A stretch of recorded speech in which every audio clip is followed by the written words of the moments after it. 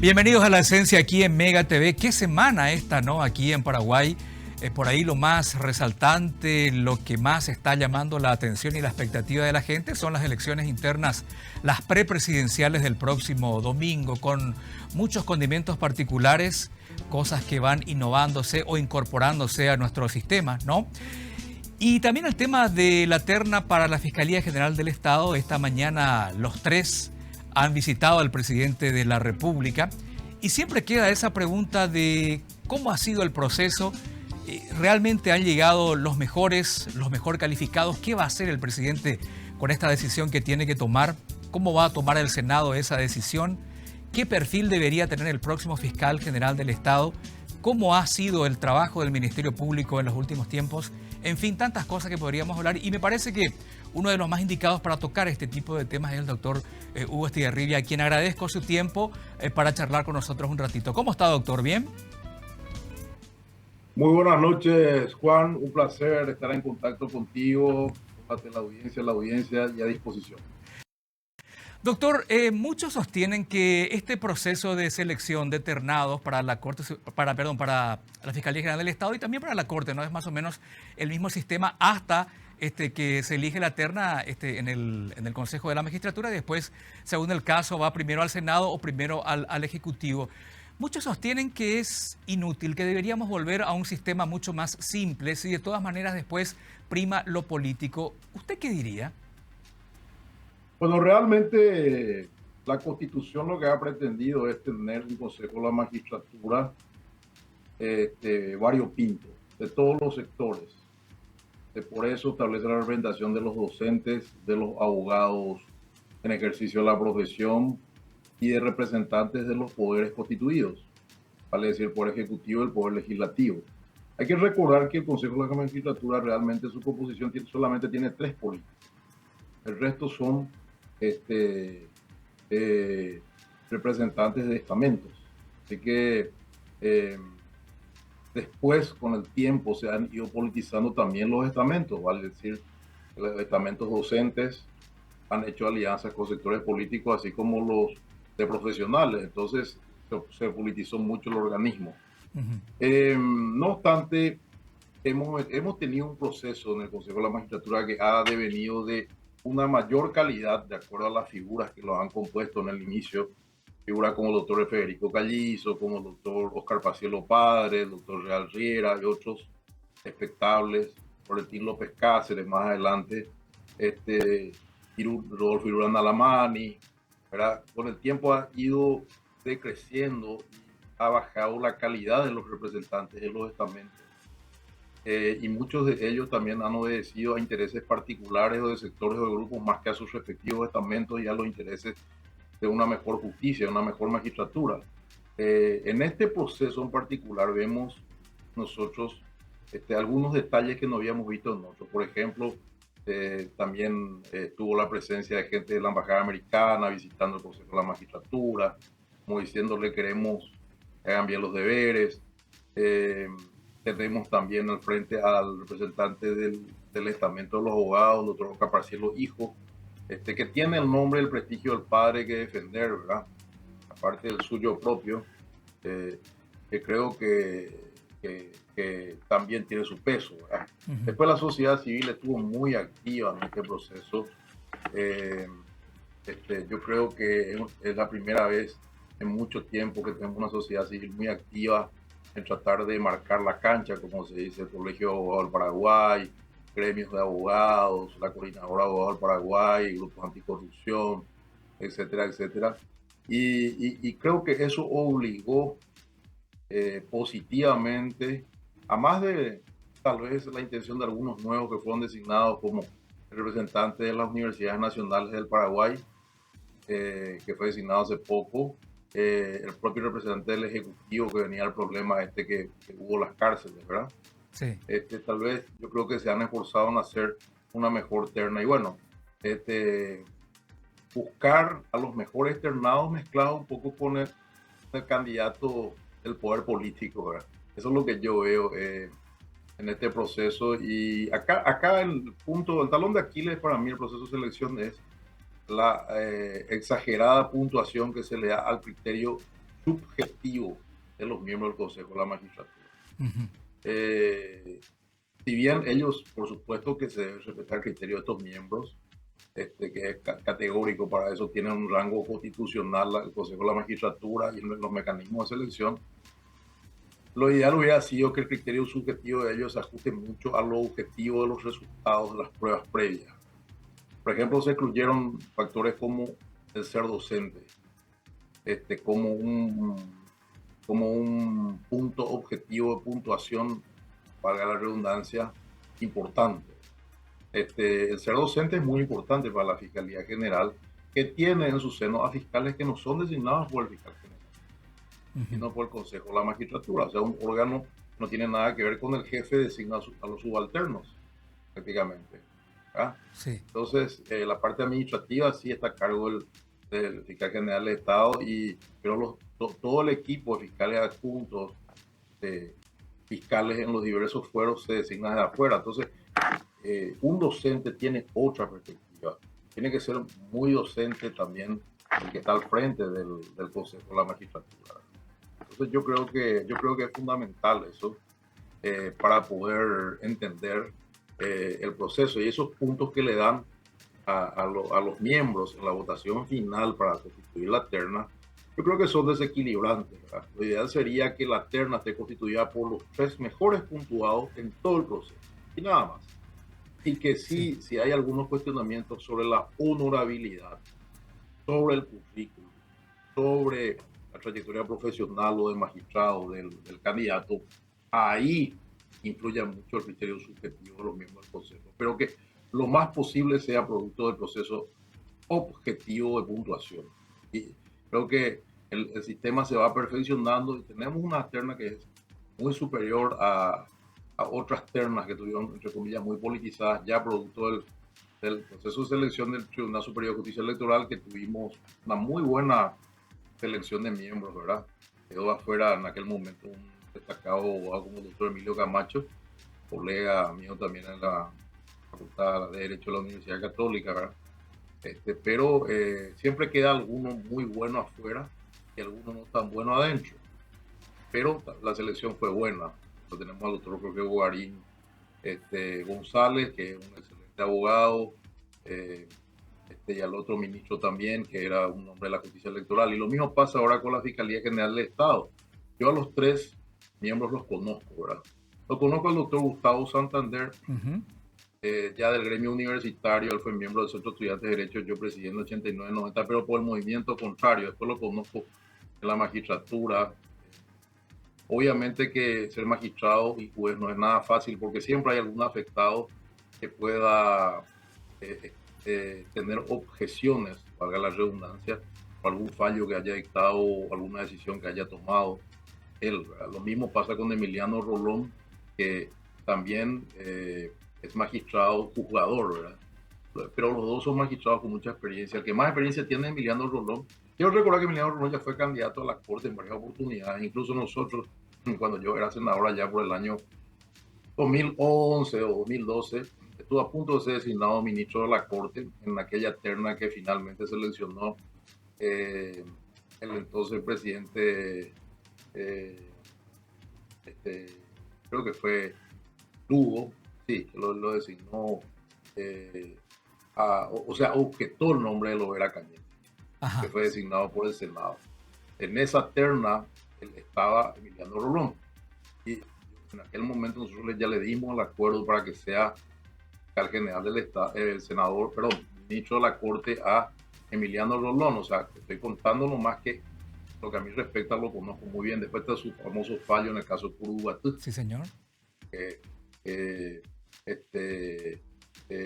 Motivó la renuncia de otro magistrado como Martínez Prieto, que integró ese tribunal. Entonces, yo creo que Emiliano es el que más experiencia tiene de los 3, es un hombre ya mucho tiempo en la magistratura, estuvo antes en la profesión, antes de ser magistrado. Pequeño detalle, Santander siempre fue magistrado. O sea, ahí hay una diferencia entre los dos magistrados. Estoy estableciendo diferencias entre los candidatos para entender.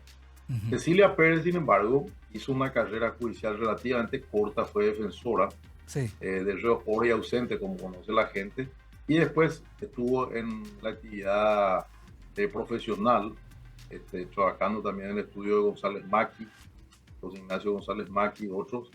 Se destacó bastante en eso, le acusan ahí de haber defendido a González Daer, ¿verdad?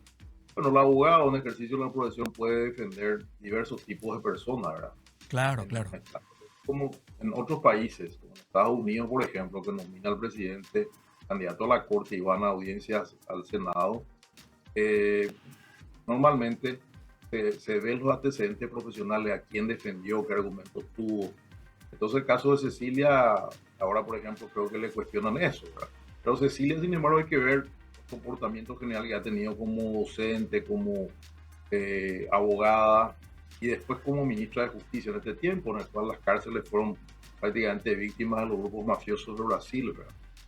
Yo no tengo el paisaje general de lo que fue su gestión como ministra de Justicia, pero en términos generales hay muy buena aceptación con respecto a su figura en un poder ejecutivo bastante deslucido por la mediocridad de la corrupción. Ella se destacó bastante, fue como asesora de seguridad y ahora tiene bastante aprobación. O sea, en líneas generales es una terna bastante bien compuesta. Hay nombres que me hubieran gustado tener en la terna, sin perjuicio de que tampoco creo que habría que excluir a estos tres, ¿verdad? Me hubiera gustado el nombre del doctor Jorge Rolón Luna por su independencia, por su patriotismo, por su carácter, por su formación, por su experiencia. Me hubiera gustado en esta terna que le hubiera dado también un peso de incorporar a no colorados, ¿verdad?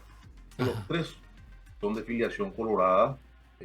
Gustavo militó incluso en el Mopoco, tengo entendido, Gustavo Santander antes, ¿verdad?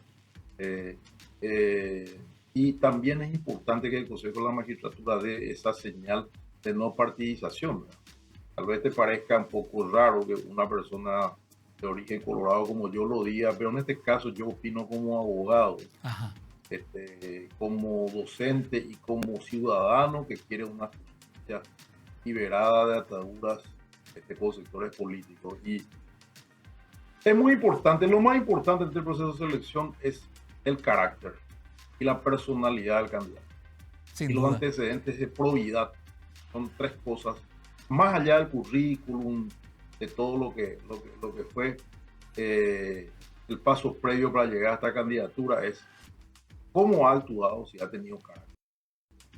Si ha tenido... Doctor, una pregunta recurrente tal vez, más allá de los antecedentes. Yo sostengo que los antecedentes, si fueron una incorrecta aplicación de la norma o de la Constitución, no deberían pesar. Tal vez no suceda ahora, pero estas ternas, así como salen, son vinculantes. Es decir, la Constitución dice para que el Ejecutivo los designe. Eso quiere decir que el presidente sí o sí de esos tres tiene que elegir a alguien y por ahí si el Senado no da su acuerdo de los dos que quedan o tiene que remitirse de vuelta todo al Consejo de la Magistratura para que arranque de vuelta el proceso como ya ha ocurrido en otras circunstancias. ¿Qué es lo que dice la Constitución? La terna debe ser constituida por el Consejo. Eso es lo que dice la Constitución. La designación la tiene que hacer el Poder Ejecutivo en este caso. Es diferente a la Corte Suprema de Justicia, que la designación la hace el Senado y da el acuerdo final del Ejecutivo. Acá la designación tiene que hacer el presidente de la República. No ha habido antecedentes de no designación ni de parte del Senado ni de parte del presidente en estos procesos con aplicación de la Constitución. Pero ¿quién dice que no puede, por ejemplo, el presidente decir no estoy de acuerdo con ninguno de los tres y devuelvo la terna al Consejo de la Magistratura? ¿Lo puede hacer? ¿Lo puede hacer? Puede hacerlo, claro. El presidente no le obliga a designar a uno. Un presidente tiene el poder discrecional de elegir a la gente. Esa es una potestad que le da la Constitución, pero de los tres tiene que elegir a uno o a ninguno. Hasta ahora, te repito, no ha habido antecedentes de rechazo de designación y de negación de acuerdo. Eso quiere decir que en el otro caso, perdón doctor, eso quiere decir que en el otro caso, supongamos que se trate de ministro de la Corte Suprema de Justicia, el Senado puede devolver esa terna, ninguno de los tres nos gusta para ministro de la Corte Suprema de Justicia, señores del Consejo, le devolvemos la carpeta de los Así mismo es, porque el proceso de selección tiene dos etapas. La selección por el Consejo primero la designación por el órgano respectivo, en este caso fiscal general, por el Poder Ejecutivo, en el caso de la Corte por el Senado, ¿verdad? Y finalmente, el estoy de acuerdo o no. El acuerdo parte de, en este caso, del Senado y en el caso de la Corte en el Poder Ejecutivo. Entonces ahora, ¿qué pasaría, por ejemplo, si el presidente, porque ahora vi, y desde hoy, el presidente llamó a entrevistas, ya hoy esta mañana tuvo la doctora Cecilia Pérez, y me parece bien que el presidente lo entreviste a cada uno, si no, parecería como que ya lo tiene predeterminado, ¿verdad? Ella porque fue su ministra, que esa es la ventaja que aparentemente tiene, o se comenta sotoboche, como se dice, bajo cuerdas. Se comenta que ella porque fue ministra del Poder Ejecutivo y asesora al presidente, así como en su momento se habló de que Arrey, René Fernández, Teresa Rojas, ella eran los candidatos y también Mónica Seyfarth. Bueno, uno de esos era Cecilia Pérez y Cecilia Pérez aparece en la terna. Entonces a mí me parece muy bien que el presidente de la República diga los voy a entrevistar para tomar una decisión, porque tiene que hacer también un análisis para tomar la decisión de todos los antecedentes, incluso tiene que pedir todas las carpetas al Consejo de la Magistratura y él y su equipo de asesores tienen que estudiar uno a uno. Esa es la rigurosidad que se pide de un gobernante. Que yo creo que ese es un punto positivo, por lo menos para la exportación, no para la apariencia. Entiendo. Doctor, por lo menos me parece que esta vez está tomando con más seriedad. Entonces, ¿qué sucede? Después de este proceso, que completaría con la designación, también el Ejecutivo puede decir, no estoy conforme con los 3 candidatos de la terna, devuelvo la terna al Consejo de la Magistratura. O el Senado día de mañana con la Corte. Claro que puede hacerlo, no lo hizo antes de hacerlo. ¿Acaso antes de Lugo alguien había denegado el acuerdo? Denegó el acuerdo a Lovera Cañete. Y después Cartes le denegó el acuerdo a Linneo y Fran Saldívar. Sí. Y nunca fue ministro de la Corte. Pero en esos casos, el tercero en el proceso era el Poder Ejecutivo. Acá es el segundo en el proceso. Entiendo. Y el que designa. Entonces, si el Ejecutivo designa uno de los 3, ¿quién tiene que dar acuerdo? El cuerpo colegiado que es el Senado. El Senado puede decir, rechazo al candidato designado por el presidente, por el Poder Ejecutivo. Y debe volver la terna al Consejo de la Magistratura y a mi modo de ver, se tendría que completar con el no rechazado. El no rechazado tendría que ser sustituido por otro que debería ser seleccionado de los anteriormente concursantes. Esa es una hipótesis, ¿verdad? ¿Por qué? Porque el rechazado es el objetado. Más no, ahora es diferente que diga el Ejecutivo, rechazo la terna completa. El Ejecutivo dice rechazo la terna completa. Los 3 están rechazados y ya volver al Consejo de la Magistratura. El Consejo de la Magistratura debería debatir si se ratifica o no los ternados o vuelve a hacer una nueva terna. Esas son hipótesis y escenarios que estamos haciendo, ¿verdad? Obviamente, yo no creo que se dé este escenario. Sí. Yo creo que el Ejecutivo va a designar uno de los 3 y el Legislativo va a dar su acuerdo. Eso es lo que yo veo. Doctor, me quedan 2 minutitos. Yo sé que 2 minutos es muy poco tiempo, pero usted, que fue hasta la concertación, no encontró el ambiente y las condiciones que usted hubiese querido. Pero ¿qué espera de estas elecciones? En 2 minutos, ¿qué le puede decir a la ciudadanía de lo que puede esperar de las elecciones del domingo? Por favor, doctor.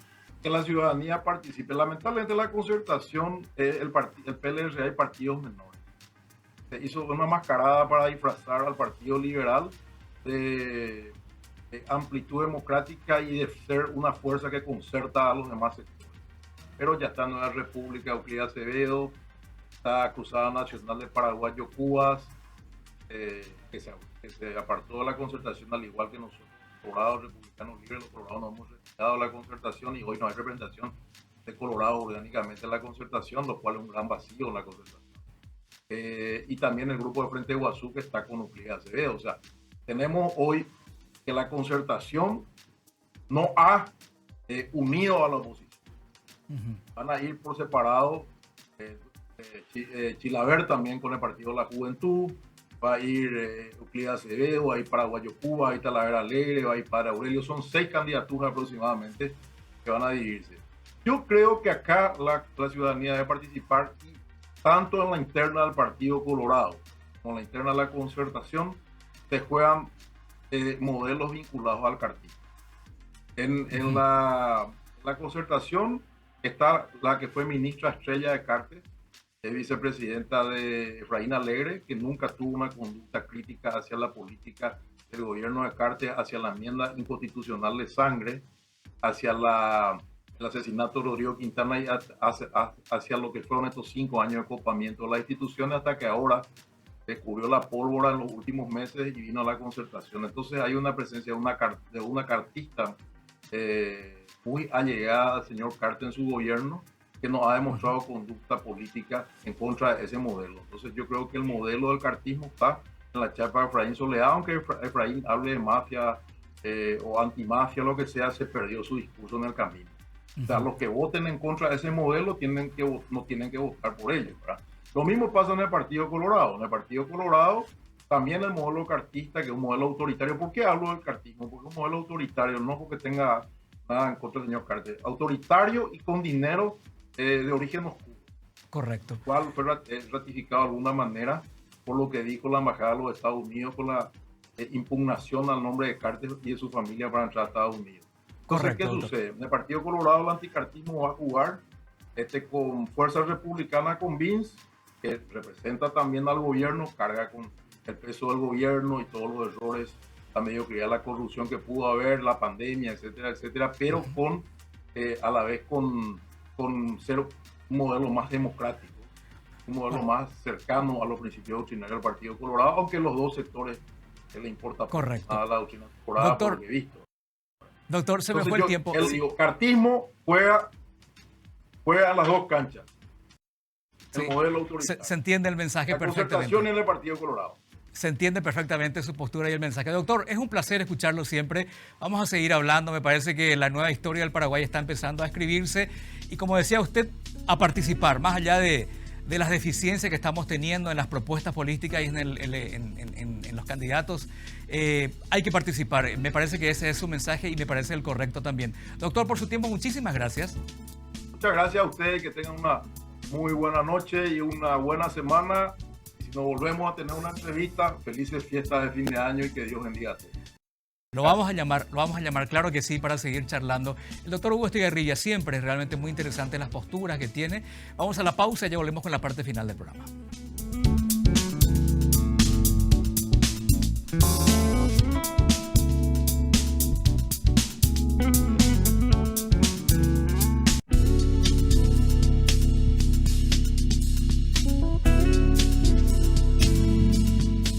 Una semana demasiado importante, definitiva, una semana que decide, ¿no?